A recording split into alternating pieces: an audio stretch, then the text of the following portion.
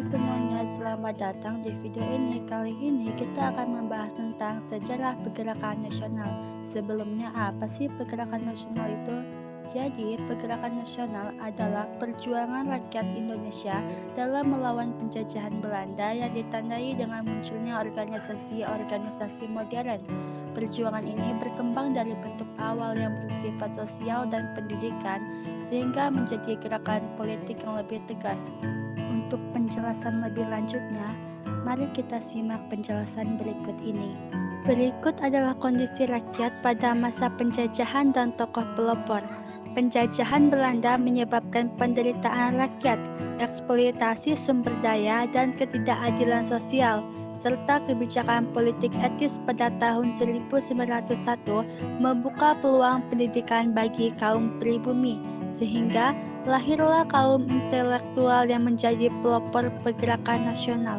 Yang pertama, lahirnya pergerakan nasional. Sebelum abad ke-20, perjuangan melawan penjajahan masih bersifat kedaerahan dan dilakukan oleh kerajaan-kerajaan atau kelompok masyarakat tertentu. Perjuangan ini seringkali berakhir dengan kekalahan karena kurangnya persatuan, keterbatasan senjata, serta strategi yang tidak terorganisir dengan baik. Namun, memasuki abad ke-20, muncul kesadaran nasional yang mendorong terbentuknya organisasi modern yang lebih terstruktur.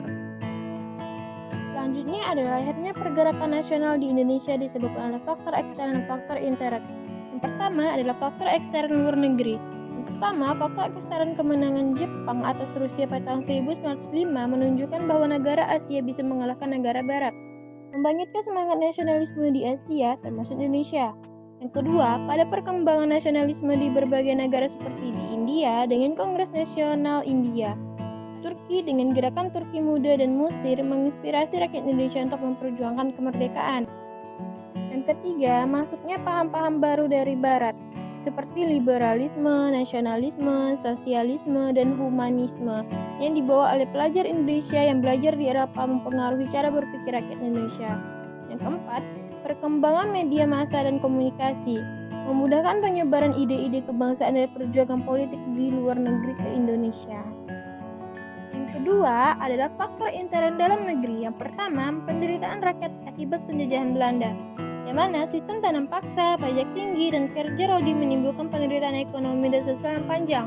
Yang kedua adalah kebangkitan kaum terpelajar atau priayi baru, yang mana munculnya kaum terpelajar dari kalangan pribumi berkat pendidikan barat seperti Stovia, melahirkan tokoh-tokoh nasionalis yang sadar akan pentingnya kemerdekaan. Ketiga, diskriminasi sosial dan ekonomi, yang mana masyarakat pribumi diperlakukan lebih rendah dibandingkan orang Eropa dan Timur Asing, memicu kesadaran akan perlunya persamaan hak. Yang keempat, pengaruh kebangkitan budaya dan sejarah nasional, kesadaran akan kejayaan masa lalu seperti kerajaan Majapahit dan Sriwijaya membangkitkan rasa kebangsaan dan harga diri. Masa awal penggerakan nasional menurut Budi Utomo. Budi Utomo didirikan oleh Dr. Sutomo dan mahasiswa Stovia pada 20 Mei 1908. Organisasi ini menjadi tonggak awal penggerakan nasional karena merupakan organisasi modern pertama di Indonesia. Fokus utama Budi Utomo adalah dalam pendidikan dan kebudayaan, khususnya bagi masyarakat Jawa dan Madura. Organisasi ini masih bersifat elitis karena hanya beranggotaan kaum priayi dan tidak menyentuh lapisan kecil. Meskipun tidak bergerak di bidang politik, Budi Utomo berhasil membangun kesadaran intelektual pribumi. Adapun peran gerakan organisasi Budi Utomo dalam kegiatan bidang politik, yaitu sebagai berikut. Yang pertama, Budi Utomo ikut duduk dalam Komite India Webar atau Panitia Ketahanan Hindia Belanda yang dikirim Belanda pada tahun 1916 sampai 1917. Yang kedua, Budi Utomo juga mengusulkan pembentukan Volksraad atau Dewan Rakyat bagi penduduk pribumi ketika wakilnya dalam Komite India Webar berangkat ke Belanda. Yang ketiga, Budi Utomo berpartisipasi dalam pembentukan Komite Nasional untuk menghadapi pemilihan anggota Volksraad. Syarikat Islam pada tahun 1911, yang mana Syarikat Islam atau SI didirikan oleh Haji Samanhudi dan awalnya bernama Serikat Dagang Islam atau SDI, bertujuan untuk melindungi perdagangan pribumi dari persaingan tidak sehat dengan pedagang Tionghoa. Indisi Partai 1992. Indisi partai didirikan oleh Does Dekker, Ki Hajar Dewantara, dan Cipto Mangunkusumo yang dikenal sebagai Tiga Serangkai. Organisasi ini mengkritik kebijakan kolonial dan memperjuangkan persatuan antara kaum pribumi dan keturunan Indo. Tujuan Industri Parkis adalah untuk membangun patriotisme semua Indians terhadap tanah air yang telah memberikan lapangan hidup kepada mereka, agar mereka mendapat dorongan untuk bekerja sama atas dasar persamaan ketatanegaraan, untuk memajukan tanah air India dan untuk mempersiapkan kehidupan rakyat yang merdeka. Selanjutnya, Pergerakan Nasional Massa Radikal.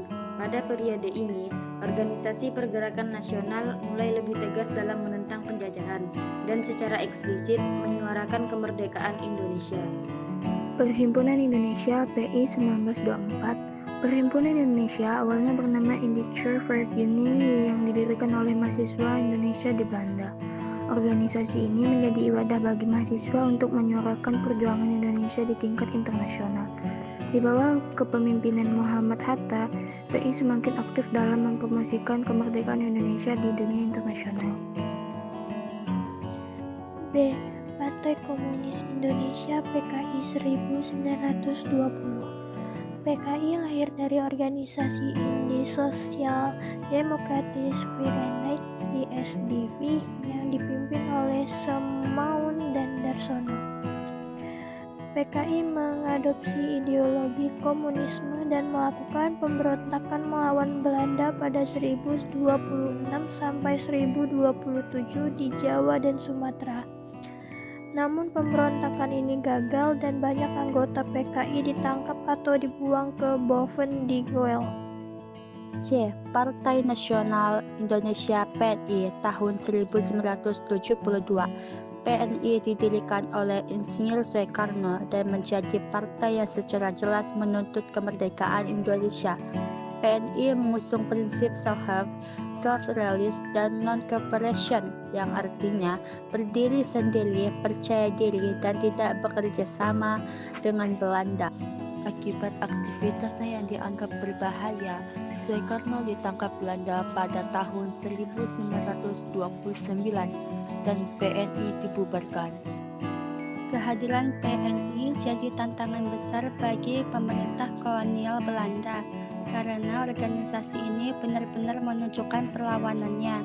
Dari ajas maupun tujuannya terlihat bahwa PNI merupakan organisasi politik yang ekstrim dan radikal, yang tentu saja berlawanan dengan keinginan pemerintah Belanda. Oleh karena itu, berkali-kali tokoh-tokohnya diperingatkan agar tidak melakukan kegiatan, terutama yang berhubungan dengan massa seperti rapat-rapat umum. Walaupun demikian, semangat pantang menyerah tokoh PNI tetap berkobar.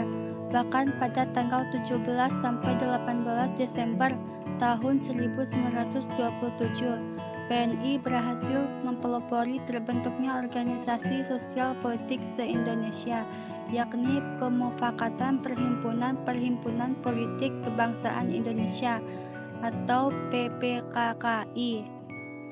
Kegiatan-kegiatan yang dilakukan oleh para tokoh PNI menyebabkan pemerintah Hindia Belanda kehilangan kesabaran, sehingga melakukan penangkapan terhadap tokoh-tokoh PNI seperti Insinyur Soekarno, Maskun, Sukridinata, dan Gatot Mangkupraja. Selanjutnya, Penggerakan Nasional Masa Moderat. Setelah tekanan dari pemerintah kolonial terhadap gerakan radikal, perjuangan nasional memasuki fase yang lebih moderat dengan pendekatan kooperatif. Partai Indonesia Raya Parindra 1935.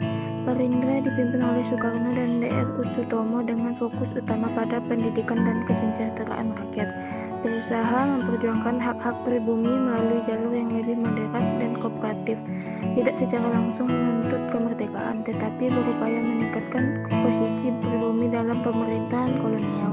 Tujuan utama Partai Indonesia Indonesia Raya Parindra dalam masa pergerakan nasional adalah untuk mempererat semangat persatuan bangsa Indonesia, melakukan kegiatan politik guna memperoleh hak politik secara penuh dalam sistem pemerintahan yang berdasarkan demokrasi dan kebangsaan, serta meningkatkan kesejahteraan ekonomi dan sosial masyarakat.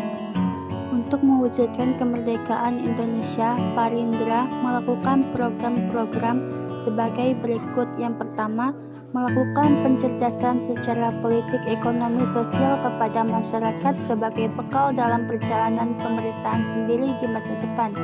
Yang kedua, menggalang persatuan dan kesatuan Indonesia tanpa memandang suku, agama, ras, pendidikan, dan kedudukannya. Yang ketiga, mengusahakan adanya persamaan hak dan kewajiban serta kedudukan dalam hukum bagi seluruh warga negara Indonesia. B. Gerakan Rakyat Indonesia Gerindo 1937. Gerindo didirikan oleh Amir Syarifuddin dan Muhammad Yamin sebagai bentuk perjuangan politik yang lebih lunak. Menerima kebijakan Belanda yang memberi ruang bagi pribumi dalam pemerintahan, fokus pada persiapan rakyat Indonesia agar siap bernegara. Gerindo juga menganut strategi moderat kooperatif, namun terkadang pula radikal dan non-kooperatif, seperti Parindra.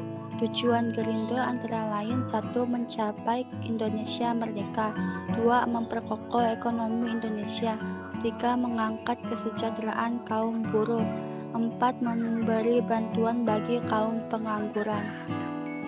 Gabungan Politik Indonesia atau GAPI pada tahun 1939, di mana GAPI merupakan gabungan dari beberapa organisasi politik yang menuntut Indonesia berparlemen. Tuntutan ini sempat mendapat perhatian dari Belanda, tetapi Perang Dunia II menghambat perkembangannya. Pada tanggal 15 Juli 1936, partai-partai politik dengan dipelopori oleh Surtarjo Karto Hadikusumo mengajukan usul atau petisi, yaitu permohonan supaya diselenggarakan suatu musyawarah antara wakil-wakil Indonesia dan negara Belanda di mana anggotanya mempunyai hak yang sama. Tujuannya adalah untuk menyusun suatu rencana pemberian kepada Indonesia suatu pemerintah yang berdiri sendiri.